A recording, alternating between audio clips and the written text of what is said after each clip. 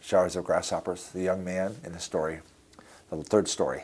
It's about a young man who is living in Liberia right as the coup begins, as the revolution begins, with Charles Taylor, who just, by the way, was just tried by an international court 20 years ago now.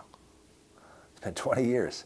This young man came to my attention when I was living in Ivory Coast. Someone told me that he was living, I don't remember the details, but that he and some of his friends were living in a refugee camp on the border of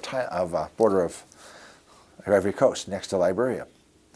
And so they said he needs money to get out of there, to get his papers processed, because he wants to go to the Adventist University in Nigeria.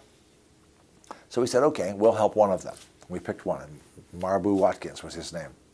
And so then we sent the money and his papers were processed. He came, stayed with us for a few days, and told me the story, which you will read in that book. Just amazing about a man who was preserved over and over and over again. Miraculously, the angels kept him from dying so that he would have a story to tell of God's goodness and deliverance. Africa, they're very spiritual. Everybody believes in spirits. A good bulk of the people there, if they're not Muslims, are animistic in their beliefs, and the supernatural world is very real. Nobody tries to spend time denying that there's a God or that there are supernatural beings, because they see it happen all around them. In this book, Showers of Grasshoppers, I try to present it in a way that will not be glorifying of evil.